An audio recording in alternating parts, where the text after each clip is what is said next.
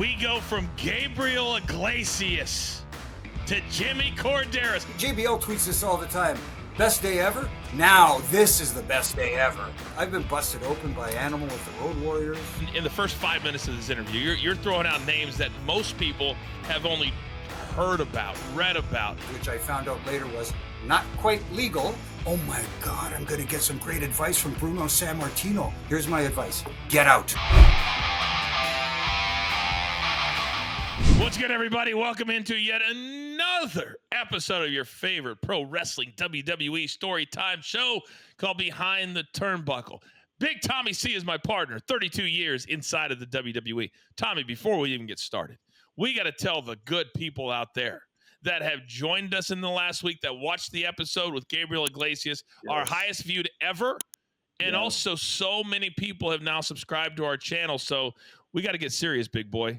It was really nice, wasn't it? That was a great interview, and so many people watched it, and we picked up a lot of subscribers, and in the weeks to come, we got really good stuff coming up, so keep subscribing to Behind the Turnbuckle.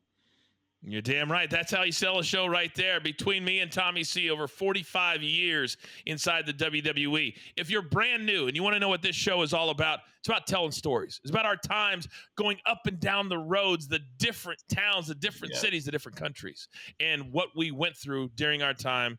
It'll be in the WWE, whether it's a celebrity or a superstar or behind the scenes, whatever it is. But Tommy, this week's guest has a very, very unique perspective on the business because you cannot get it done without the referees.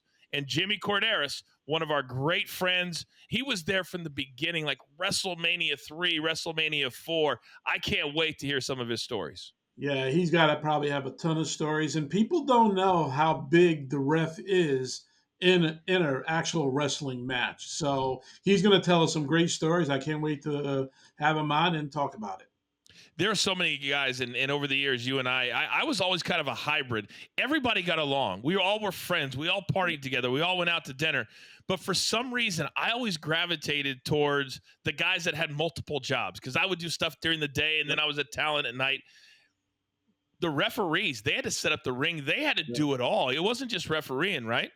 That's absolutely right. They set up the ring. They took it down. So they had a long day ahead of them, getting to the arena early, setting it up, then getting ready to do their job to find out who they're going to ref for each match to get told. They sit down with the boys there, go over stuff, and then at the end of the night, other people leave.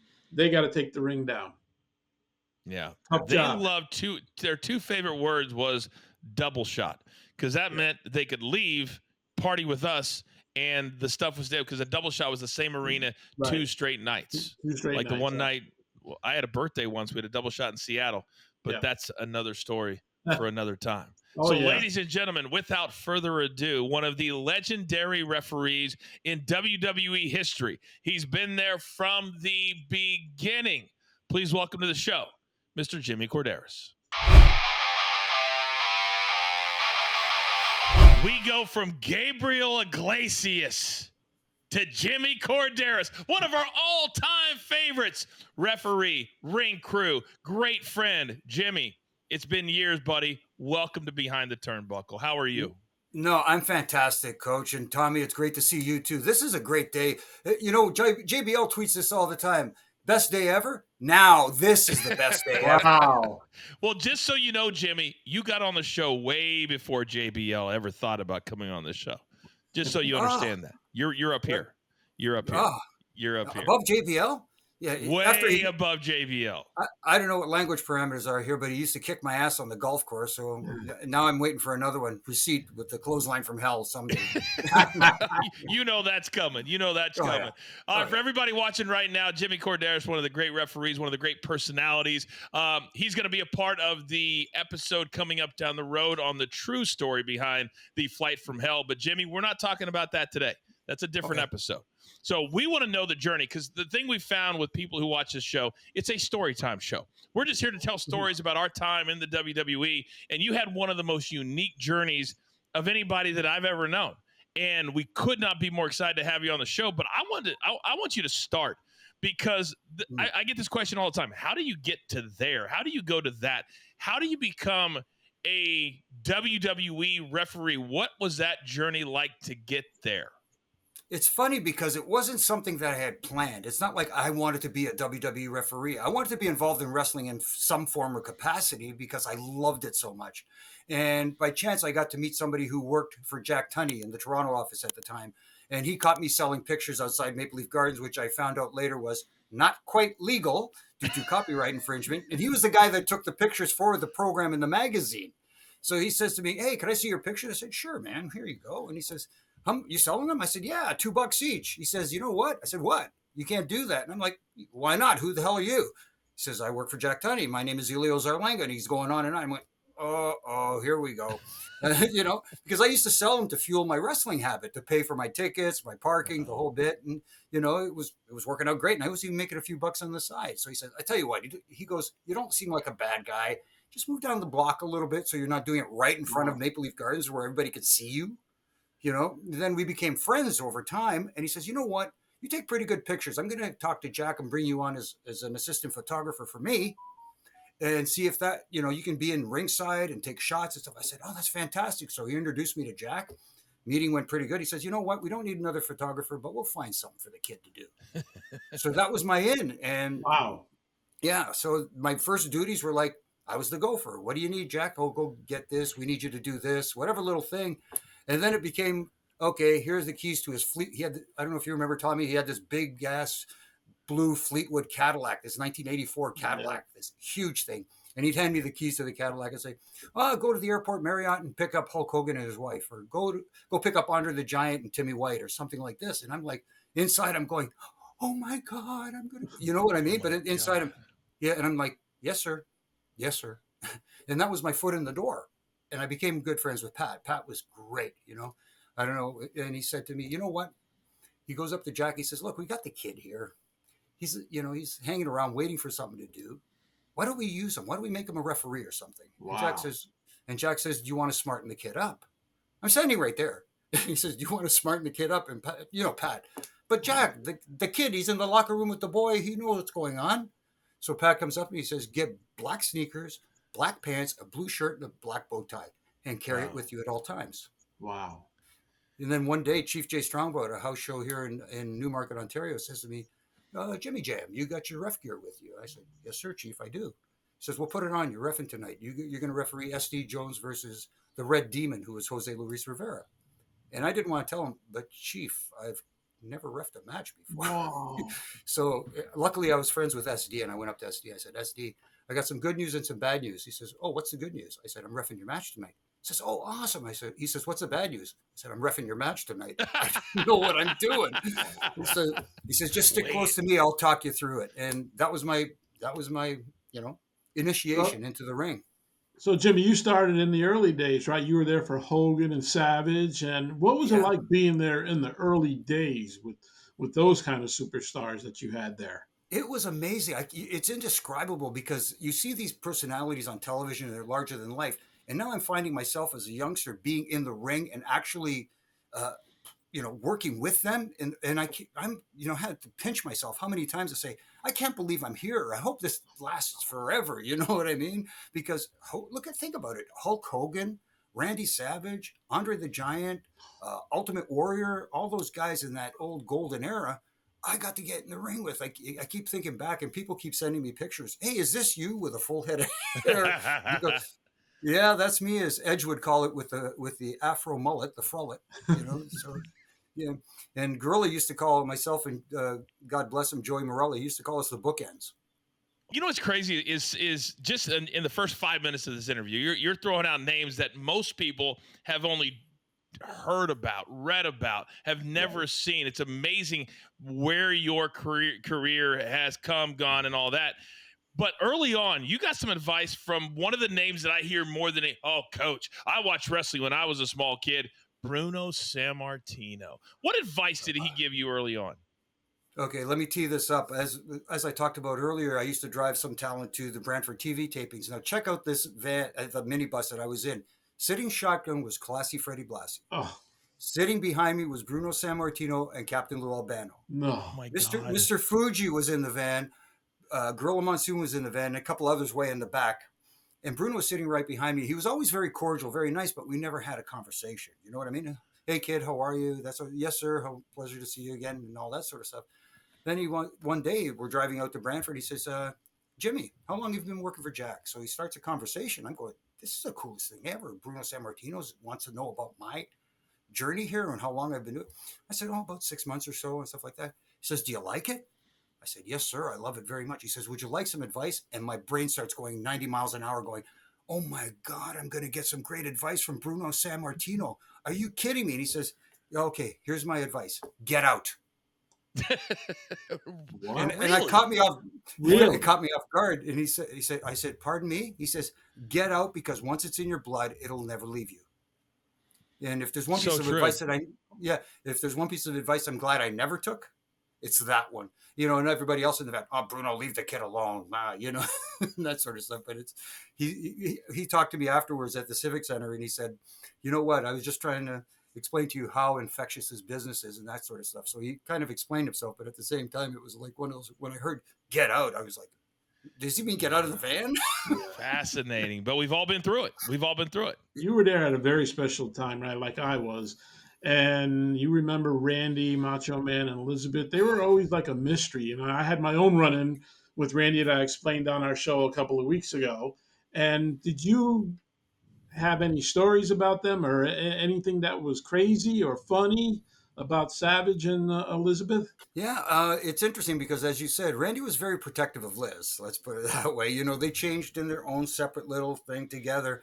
And we were at one show one time, and I don't know why he chose me. Maybe I was the first one to walk by, but I was walking by that dressing room. He says, Jimmy, you got, in that voice, Jimmy, you got a minute? I said, yeah, Randy, what do you need? He says, come in. So he brings me in, and Liz is sitting there on the other side of the room. He says, stay by the door. I'll be back in a few minutes, and just watch the door, make sure nobody comes in. I said, okay. I said, so I'm sitting by the door, and I'm like way over here. I'm keeping distance. I'm not getting anywhere close. Right. You know what I mean? And Liz is very like, hi, Jimmy, how are you? Yep. And, you know, having a nice little conversation. But 4 minutes later, the door comes busting open like he wanted to catch me in the act. And he sees me sitting there, and he goes, all right, Jimmy, I appreciate it. Thank you. And I walked out. And that was it. I'm thinking, what was he expecting me to do? I remember hearing stories like that, but I wasn't around back then. I was like, was he really that crazy? I always thought to myself, how could somebody be so nuts about their partner like that? But they're true. These absolutely are true. No, I get being protective, but man, like I said, what does he think? Does he think I'm an idiot? No way am I going there. He's the Macho Man. He's the Macho Man Randy Savage. He's coming to town here. Now, the big thing is, I think, Jimmy, people think, well, you're the referee. You're not an intricate part of the match. I want to start with injuries because you could have injuries just like a superstar wrestler can because of the different things that they would ask you to do in the match. What are some of the injuries you've had over the years? Yeah, before I get into that, I just want to explain to people that it's different for a referee because we don't constantly bump throughout a wrestler, yes, they can get hurt at any time. It's very real possibility doing the simplest little thing, but their bodies get calloused, for lack of a better term. They're, conditioned to take those bumps night in and night out. When we take a bump, and my philosophy was, and I learned early on, you shouldn't take it like you know how to take a bump. It shouldn't look like one of the boys taking a bump, because if you do, then it looks like part of the deal. You know what I mean? Part of the deal. So it should look a little off, like you're not trained, right? And you have to try to protect yourself at the same time, and stuff like that. I remember one of the deals we did, WrestleMania 4, was my infamous. I got a 2-bump night.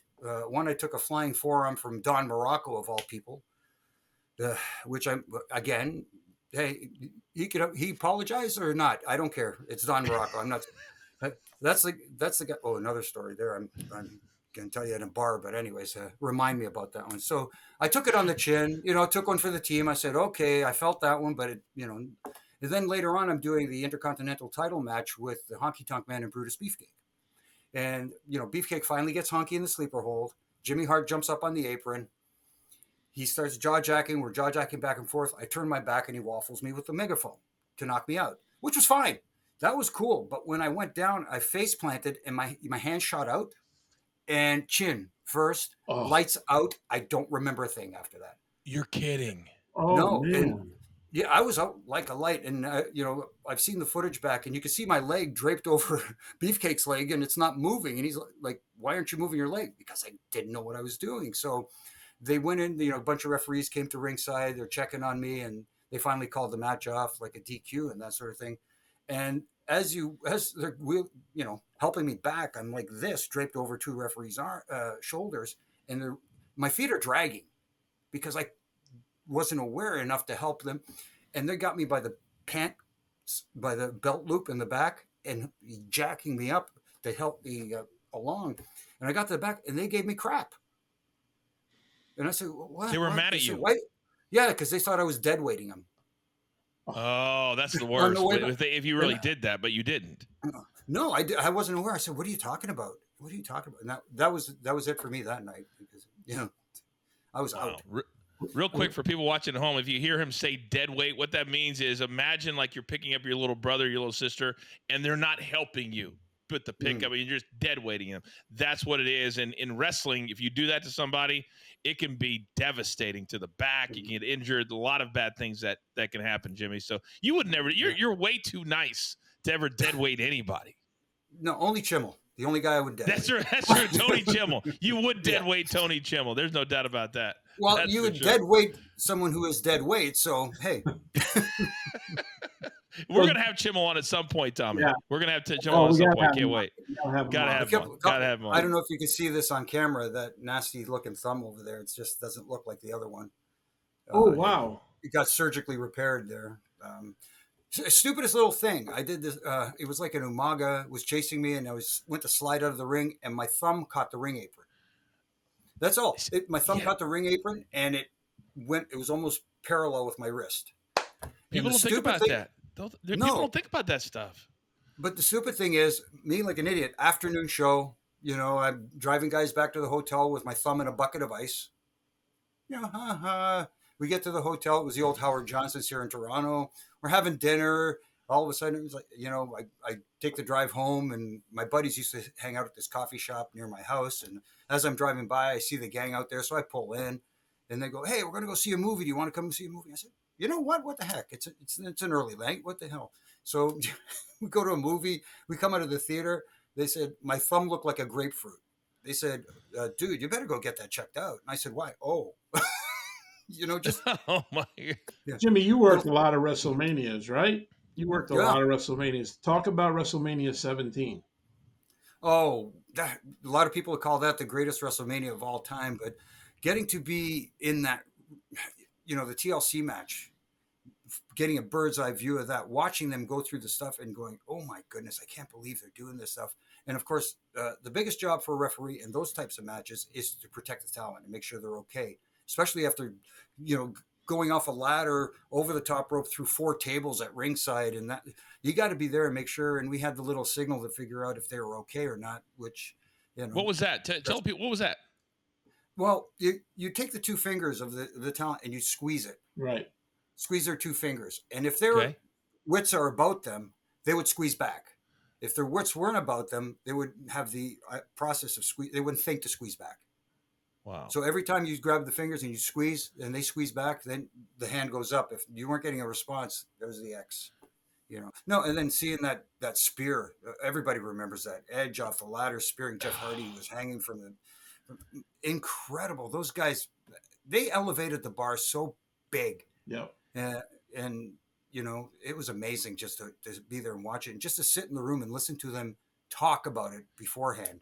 That's the thing, Jimmy, is I don't think fans at home, and that's what I love about this show and reliving the stories, is the behind the scenes stuff. That's why we call the show Behind the Turnbuckle, is getting to sit there and listen to them talk about stuff that most humans would never think about doing. Now, I want to fast forward 1 year to WrestleMania 18. You're a proud Canadian. I know you always love your Maple Leafs, and you just already mentioned every 3 weeks Maple Leaf Gardens.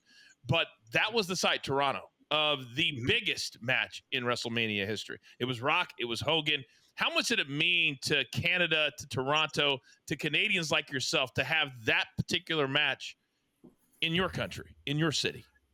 It meant the world to me, and it'll always be the Sky Dome. I don't care what name they call it this today. It's always going to be the Sky Dome to me. You And bet. just That's being out there, right.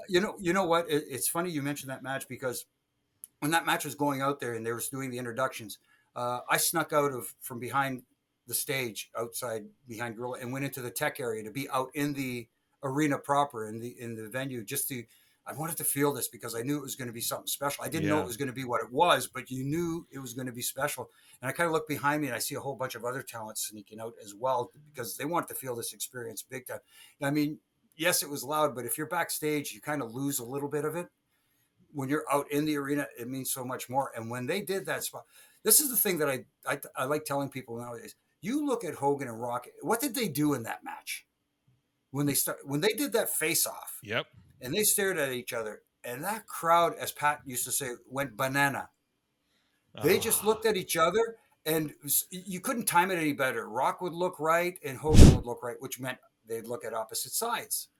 And then they did it again the other way. And the more they did it, the louder they got. And then when they went through that whole sequence where Hogan kicked out of the rock bottom in Rocky's face, because you know, Coach, yeah. this is where you make your money. That's a Yeah. money You can maker. do That's a money maker.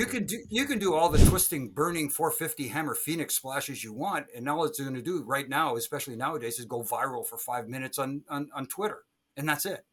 But this is where you make your money, and that's where you create moments that people remember for life. And then later on, you know, Hogan drops that big leg drop, and Rocky kicks out, and the place just went nuts. Mhm. It wasn't heel babyface; they just took it all in, and it was a special moment that will live in wrestling history forever. It's so funny that you mentioned walking out because I've only done it maybe 3 times or 4 times in my entire career of well over 10 years, and that was one of those nights. So to hear that you did it too, but I was with The Rock right before. Remember, I did the interview where he made me talk to God and all these types of things. And describe to the people at home though, because they switched roles because they thought Right. that one would be the baby face and one would be the heel. It was opposite that night. As a referee and being in the room, you put your matches together based off of Mm-hmm. that. How hard was it to do what they did in real time in your mind? I don't think for them it was hard. Usually, a lot of talent will get confused by it and say, wait a minute, we're not getting the response we were anticipating. You're supposed to be the heel and you're supposed to be the babyface. Hogan was NWO Hogan, who's Yeah. a heel. Right. Rocky was beloved. He was, the man. And when they went out there and Hogan got the reception he got, and Rocky, they caught on. They said, okay, time to call an audible here. Let's Yep. go. Let's do it. And they did it on the fly. And that's the beauty Yeah. about this thing. Guys can do that. Eddie Guerrero was a master at doing that. He was incredible. Him and Chavo, we would do matches where, especially on the house shows. House shows were fantastic because you The got a best. little, The best. freedom to do some stuff. And I would referee their matches at house shows, and they'd say, and I'd sit there and listen. What are you guys doing? Oh, here's the finish. Okay. Or anything else I need to know? No, we're going to call it out there. Okay. He says, follow along. We'll talk you through it if you need it. And they So didn't have great. to because it got to the point with them. I could almost, and I'm not doing this to put myself over, but I could almost see where they're going with things. So speaking of Eddie Guerrero, right, I want to take you back to WrestleMania 21, where it was the late great Eddie Guerrero against Rey Mysterio. And I think you worked that match. Yeah, man, what a match! A great kickoff to WrestleMania because it was the opening match of the night, and you guys know that sets the tone for the entire night. And what two better guys to have in there to set the Oh tone yeah, for WrestleMania? So Mm. we're going into the match, and Dean Malenko was the producer for the match, wow. the agent, and he's telling Eddie, the story they want to tell is you continuously try to defeat Ray, but as he keeps kicking out or he keeps thwarting your attempts, you get progressively more, angry, and that he's thwarting your attempts, and that rage kind of builds to when they get to the finish. So he Eddie, I don't remember exactly what he did, but he covers, Ray kick out, and you see that little bit of on his face, like, oh man, come on, I thought I had him there. So I hear in my IFB, it's the earpiece that we wear, so we communicate with us from Gorilla. It's Dean Malenko. And he says, tell Eddie to show more frustration. Now, I know I've been working with Eddie a long time. I know how he is. When he gets in that mindset, Yeah. Doesn't like to be bothered. You know what I mean? He knows what he's doing. You don't have to. Yeah. So I'm thinking, okay, I'll tell him. And I said, Eddie, Dean said, I didn't want him to think it was coming from me. You know what I mean? Dean said, show a little more frustration. And he just shoots me a look. Wow. I went, whoa. So they go into another sequence and another pinfall attempt, and Ray kicks out, and Eddie's going, damn it, you know, and Dean's saying, tell Eddie he's got to show more frustration. I'm going, Oh, no. you know, I don't want to do it. You know what I'm thinking? So I go, I'm going to do my job, right? He's telling me to do it. So I went, Eddie, Dean said to show more frustration. And he went, and now the look gets intense. And I'm going, okay, this is not going good. So it happens one more time, and I'm contemplating now. Do I tell him? Do I not tell him? You know, Dean's saying, tell him, Jimmy, tell him. And I go, okay, I'm going to do it one more time. So I lean in, and I go, Eddie, I couldn't even finish. Dean said, and he says, turns around and says to me, shut up. And I go, all right. So now now Dean's giving me more instructions. And I said, and I'm nodding, like I'm blatantly nodding. And I walk over to Eddie. Yeah, 6 minutes to go. I wasn't going to tell him anything after that. By the way, you're allowed to swear here. We're not on a Yeah. network. Nobody's going okay. to yell at you in your ear. You can say that. For people who were, because that was part of my first run was WrestleMania 21, and my first one was WrestleMania 16 until 27, I believe, which also covered, Jimmy, WrestleMania 24, which I know means a lot to you in particular because of because of Edge and The Undertaker. Tell me why. Yeah, it was special for me because I wasn't originally scheduled to officiate that match. I was almost like designated the latter TLC referee because I guess they had faith in me, making sure, like I said, having the talents back and making sure everything runs smoothly. But it was about a week or two before we got to WrestleMania, and Edge comes up to me in the locker room and he says, "Jimmy, can I talk to you for a minute?" I said, "Sure, absolutely. What do you need?" He says, Edge and I want, Undertaker and I want you to ref our match at WrestleMania. I said, "Oh, really?" He says, "Yeah, we'd like to have you in there with us, especially me." He says, "I'd love to have you in there," because he was there at WrestleMania 6, watching me with the Frollet refereeing then. He says, "It's almost like I'd love you to have my main event match against Taker." And I said, "I appreciate that." I said, "But I don't assign the refs." He says, "Don't worry, we'll get it done." And I walk in the hall, and there's Taker. He says, "Jimmy, did Edge get with you?" I said, "Yes, sir." He says, "Okay, are you cool with that?" I'm saying, "You're asking me if I'm cool with that?" Right. It's the dead man. He's our leader. He's our locker room leader. Yeah. No, man, whatever you guys want. If you can get it done. Oh, yeah, we can get it done. I said, yeah, absolutely fine with me. And now I'm starting to get antsy because I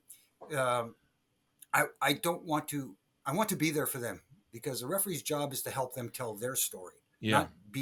You're invisible until you need to be seen, right? But the big thing is you're the conduit that helps communicate, help tell that story. And a lot of people tell you that if the referee does their job well and does a good job, they could help a good match be even better. Absolutely. But if he's not with it, he could make the match not as good as it could be. So the night before WrestleMania, I'm like antsy and wondering what's going to go on. But the day before, we're in that meeting room in the TV hotel. And they're going over the match, Edge and Taker, and they're saying, and P.S. Hayes is our agent. I love P.S. Hayes. He's just too much. Well, some Michael Hayes. Yeah, Freebird. Yes. Freebird. Yeah. So he's going over stuff, and then they go, Jimmy wants to bump you in this match and take you out of the match. Are you cool with that? And I'm like, why are they asking me if I'm cool with this? Of course I'm cool with this. Whatever you guys want. I'm not, And then Taker just looks at me. Are you cool with taking a big boot? Yeah, it's WrestleMania. Take my head off. Yes, absolutely. Wow. So, we get to the match, and then now I'm thinking, your brains are working overtime. I'm just kidding. When it's time for the bump, don't look at it. Don't watch it coming, because I'm afraid, your natural reaction is to see it coming and flinch. Yep. And I don't want to flinch. I don't want to put my hand up. Nothing. I'm just going to sit there and take it. It's WrestleMania and lay there. That's it. I'm out. And boom, it came. And I was so amped up. It's hard. I don't know how to explain it. He caught me on the face, like right here, but I didn't feel it. You don't feel it? Yeah. No. Yeah, I tell people that all the time. You don't feel it. Yeah. Yeah. Yeah.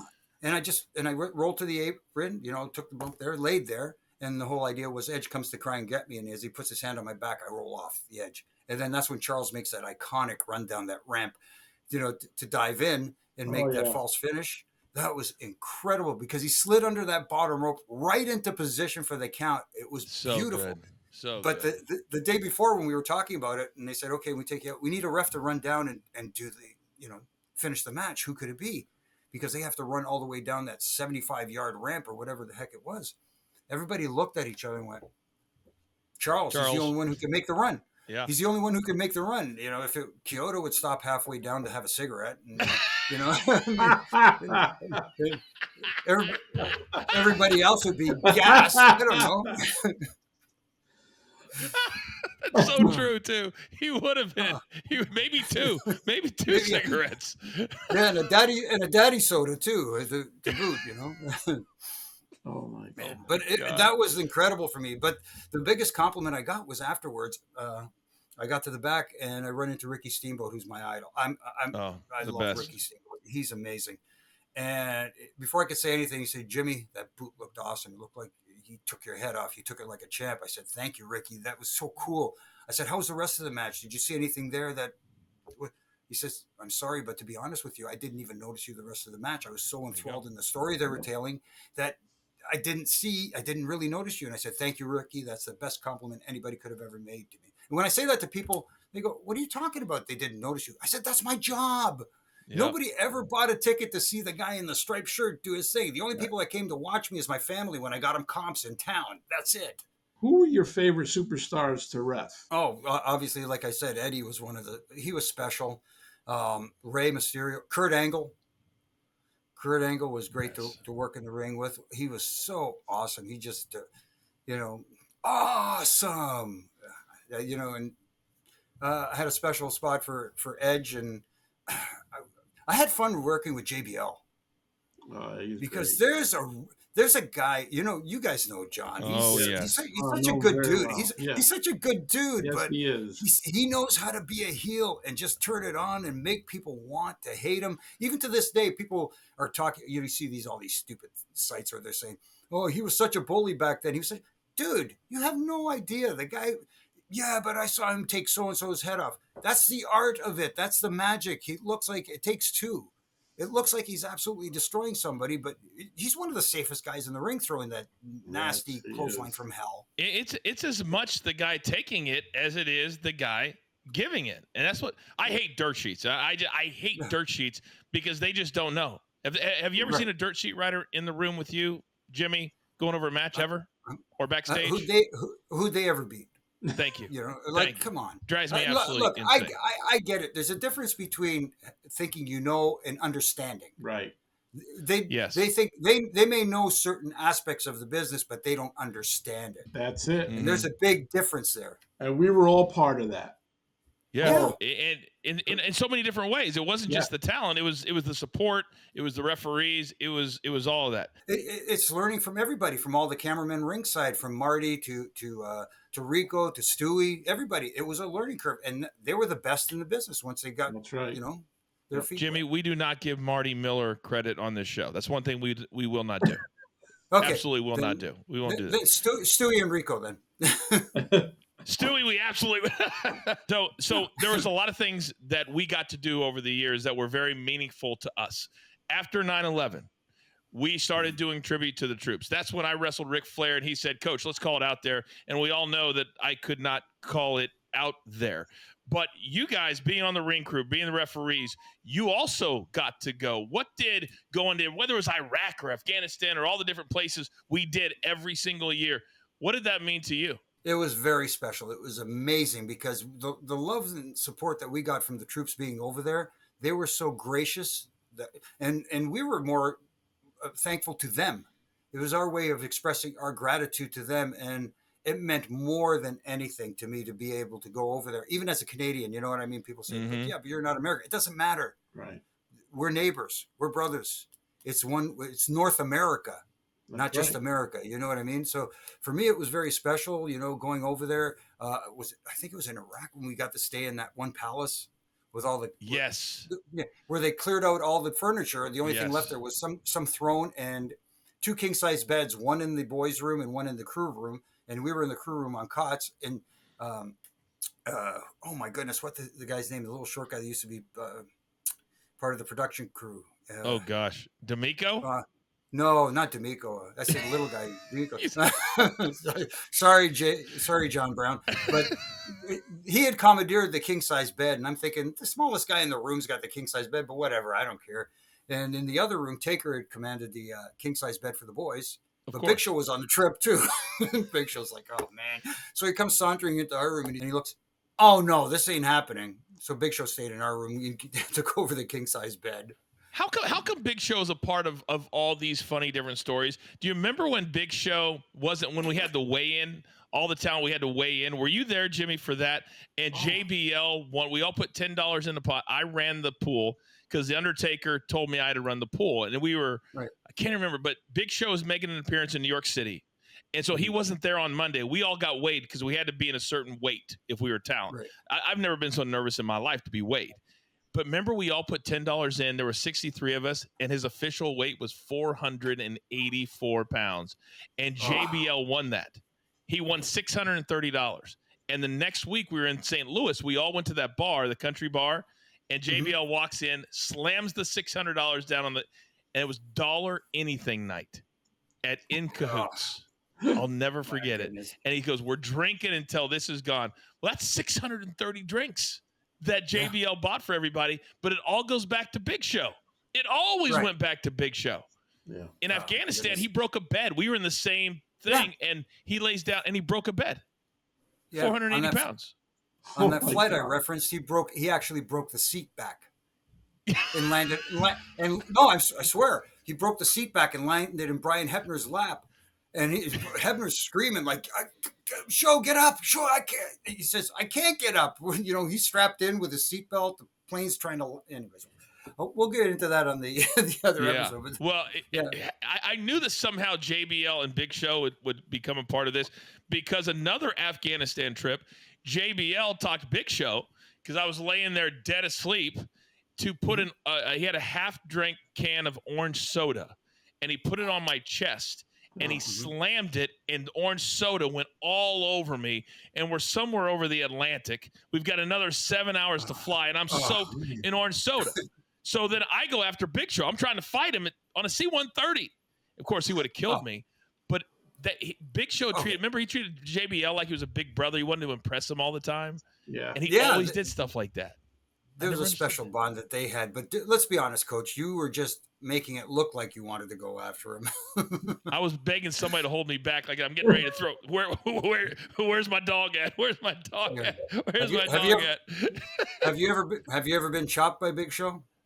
I was in 2 Royal Rumbles. Yes, I was eliminated by the Big Show in one of them. So yes, I've been chopped. Oh my goodness, that's like, you know when people say frying pan, that was more like an iron skillet. My goodness, he almost. I got chopped one time in the hotel lobby in Belfast, Ireland. Oh, geez.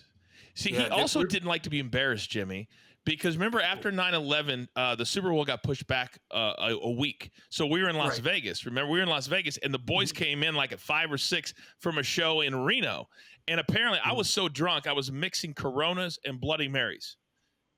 Don't ever do that at home. No. Don't ever do that at home. And so apparently I disrespected Big Show, and we're going to have him on the show, and we'll settle our differences. But here's what happened. The next day, I was so sick I couldn't even function. And apparently Big Show was looking for me. And that was the return of Hogan, Scott Hall, and remember that? Yes. We went to L.A. And so Big Show, how we kind of settle our differences, we got in the ring in the middle of the day, and I was supposed to take 3 chops with my shirt off. And I was there. Big Show was playing what's that game? Dominoes? Dominoes. Dominoes. He was playing dominoes, and he missed the time to go out and give me my 3 chops for disrespecting him. So I've always had one up on the Big Show for the last 15, 20 years, and I still do. I still do. Well, don't worry. One day he'll find you, Coach. It's I'll still outrun his ass. Last couple of things. Hopefully you can outrun his ass. I won't even get to the bet. That bet, anyways. Oh my God! If you guys want to know what the bet is, it's legendary. We'll get Chimmel on the show. It was a 3-camera shoot. It was a whole big thing. Some ideas that you came up with. Because the one thing about you, Jimmy Korderas, is that you're never afraid to throw an idea out there to see if it sticks. And sometimes it does, sometimes it doesn't. So I'm just going to ask you a few topics, and you tell me how you came up with it and how quickly it went away. The Scab ref. Oh, the Scab ref was unintentional. Actually, it was credited to me by Triple H. But I had just gotten married, and Jr. was gracious enough to give me a couple of weeks off for my honeymoon. And while I was away on honeymoon, I hadn't watched any of the product. Didn't know what was going on because I wanted to stay married. I wasn't going to watch wrestling on my honeymoon. I just got married, you know. Right. So I get back from my honeymoon, and they had the referees had gone on strike because they were being abused by the talent. They said, you know what, we're going on strike until somebody settles this. And I come back, and I'm, you know, what is, you know, Hunter runs into me. He used to call me Korderas. Hey, Korderas, welcome back. How does it feel to be out of work when you get back from your honeymoon? And I said, Hunter, I can't afford to go on a strike. I just got married. So he went, come with me. Oh, that's what it was. How it happened? I offhanded joke. He says, come with me. And he goes, JR, Cordaris has a great idea. And I'm like, I do? Oh, yes, I do. That's crazy. Okay. That's how I got my first pay-per-view match. Let me ask you about instant replay. What do you remember about that? Oh, the cage match with Taker and Batista. Okay. That was amazing because the finish was Mickey was the outside referee. I was the inside referee. So they were both climbing down the outside of the cage because the rules are first one to escape the cage and make it to the floor is the winner. And as they jump down, as they're climbing down, they jump at the same time. And, you know, Mickey and I started, hey, I was only watching him and we were watching him. I'm not sure who hit first. So as we were talking it over during the day, I just offhandedly say, let's go to the instant replay. And that's a great idea. So then they went to the truck. Can we do a split screen? Can we do this? Can we do this? Okay. That's how that happened? I never knew how that happened. Yeah. And then, you know, they come to us and they go, Mickey, you and Jimmy will get together. You'll discuss it. Then you'll walk over to the table where JBL and Michael Cole are sitting and ask him to put up a replay with a split screen. So that's what we did. So we're I think, as far as I know, the first and only referees to implement instant replay in wrestling. That's crazy. And last one, and we'll end it right here before we give our final thoughts. You had an idea that sticks with you for Eddie Guerrero. It was a match between him and Jeff Hardy. And Eddie used to do this deal with the chair where he'd, you know, make a noise and then throw it to the other guy. Right. It wasn't. I think it was with Kurt Angle. It was Kurt Angle. It was Kurt Angle. Yep. So he did that with Jeff, and I was, you know, a part of that as well. And then they wanted to come up with something different because he'd done it a few times. And I said, Eddie, what if Kurt would throw the chair back to you? And it was kind of like a battle over who's got the chair. And then Kurt's standing there with it, and as I'm about to turn around, he shoots it out of the ring. And, you know, I walk over after taking a bump, holding the back of my head. And as I saunter over, I noticed a chair on the floor I said, you know, and I start giving Kurt crap. Did you use that chair? You know, Eddie's lying there going like this. And as I'm giving Kurt shit, he's going waving at him. You know what I mean? But I credit Eddie though with a lot of that because I'd be sitting in the room listening to their match. And all of a sudden Eddie would look at me and go, what? I said, what? He says, you got that look. What? He says, just, you know, some things pop. He says, tell me. I want to know. Because if you like them, we'll use them. If we don't. And so he said, if you've got an idea, you know, just be respectful in the way, hey, do you guys mind if I present an idea to you, see if you like it? You know, it's just, man, you know, we work with everybody. And Eddie was really amazing at that. Yeah. Great guy. Wow. That was always the thing, Tommy, and whether it was stage managing, Tommy, how difficult was it, Tommy, when you're sitting there and you have an idea, but you had Vince and Triple H and then Kevin Dunn, they were terrifying to try to throw something out that was different, right, Tommy, than what they had planned on the sheet. Absolutely. Yep. Absolutely. Yeah. You just sit there and you just listen, and that's it, man. They had their own thinking, their own way. Like, you know, it would never be, hey, what are you thinking? You know what I mean? It was never like that, man. So the most terrifying thing is when you get back to Gorilla and Vince is sitting there and he's got those glasses and he pulls them to the end of his nose and he gives the old. Oh yeah, I've had that before. I remember one time. Yeah. Remember the edict where they said, you know, all referees, you get yourself in position to see both shoulders before you count. If you can't see both shoulders, you don't count. Remember that? So there was one time where there was a pinfall attempt and their shoulders were parallel with the ropes. And there was no way I can get in there to see both shoulders. So instinctively, I slid out of the ring and counted on the apron. It was a false finish. They kicked out. I slid back in. The match continued. I get back to Gorilla and I get the glasses. Whoa. Come here. He says, Jimmy, why did you slide out of the ring to make that count? I said, well, Vince, you told us we need to be able to see both shoulders. That was the only way I could position myself to see both shoulders. He goes, all right then. And he put the glasses back and sat down. And I looked at Gerald Briscoe, who was manning Gorilla. He looks at me like this. He goes, gives me the thumbs up. Goes, good job. And I went, I almost moonwalked right out of Gorilla. I'm out of here. I want to have one final question because you had such an interesting career, and we're going to have you on again for different topics. I've got two questions. First one, the flight from hell, because I got threatened to be sued for saying this on the air. Was Vince McMahon ever on that plane coming back from England on the flight from hell? Ever, Jimmy Korderas? As far as my knowledge, he was. No, he was not. He was never on the plane. See, that's what we have to discuss. That's what was in the documentary. Because I remember remember JR kept coming back. No, the one Brock and Mr. Perfect and those. No, Vince was not on that plane. Not on that. Which one was the one where he tried to leg dive Kurt Angle? No, that was a different one. That was a different one. Oh, okay. See, I'm getting them all. One. Yeah, exactly. I'm talking about the one that they did the documentary on, where they only interviewed 3 people: JR, Terry, and somebody else. And Brock got in a fight with Mr. Perfect in the back, and you and I were playing cards for 10 straight hours, so we didn't go to sleep. Right. That was the one I'm talking about. Vince was never on that plane. No, there was a lot of because after that, I kind of stayed in my seat and said, "I like a good announcer lays out." That's exactly what I did on that flight. Yes, we did. Me, you, Jack Doan, and one other. We played cards for 10 straight hours. If we would have gone to sleep, Michael Hayes had his hair cut because he went to sleep. Yeah. I don't know who was sitting up front. I didn't even want to know. I didn't even want to know. That's the point where we got to. I just said, you know what? I'm sitting over here. I thought we were going to be sucked out of the airplane at 30,000 feet. So I'm not moving. I'm strapping in and hanging on. Brock Lesnar and Mr. Perfect launched themselves into the door, and I thought it was over at 30. So we clearly it was 20-some years ago, and we remember things a little. We're going to discuss it on a future episode of Behind the Turnbuckle. But I want to ask you this: when you look back at your career quickly, 30 seconds, and you see everything you got to do, all the stories that you got to tell here today with me and Tommy, what's your biggest takeaway from one of the most unique careers anybody could ever have?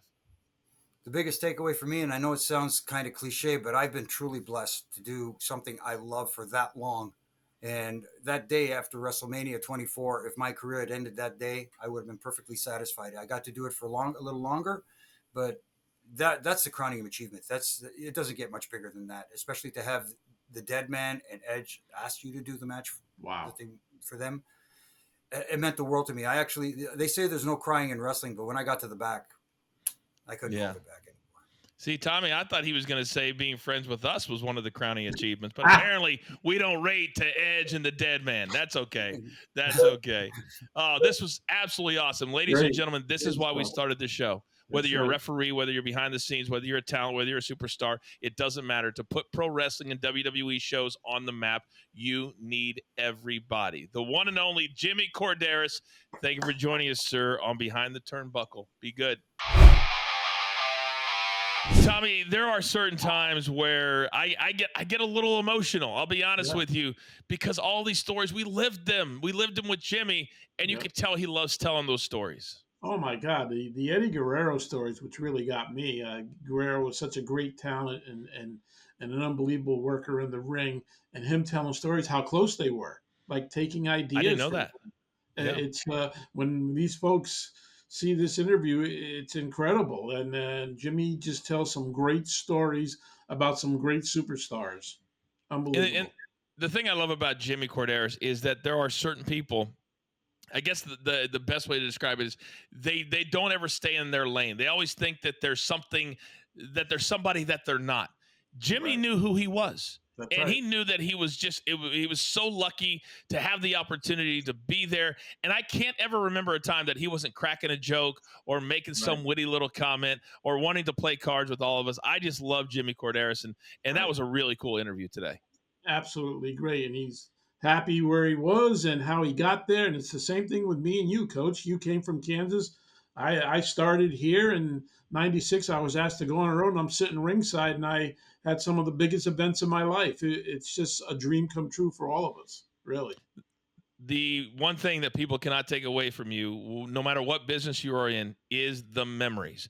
And we are in the most unique business of all time. That's right. And we will continue to tell the stories, and we'll probably tell the stories more than once.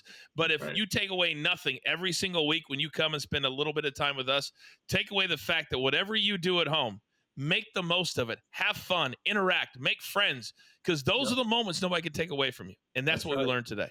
Absolutely All right. right. We got time to go out into the world, Tommy. We're going to be here next week. By the way, coming up in 2 weeks, DDP is going to be here. 2 weeks already booked. So people want to stay tuned for that. Once again, a thank you to all of you that have subscribed, like the show, share, bring all your people. We're just getting started. We've only been on the air like 3 months. That'll do it for us.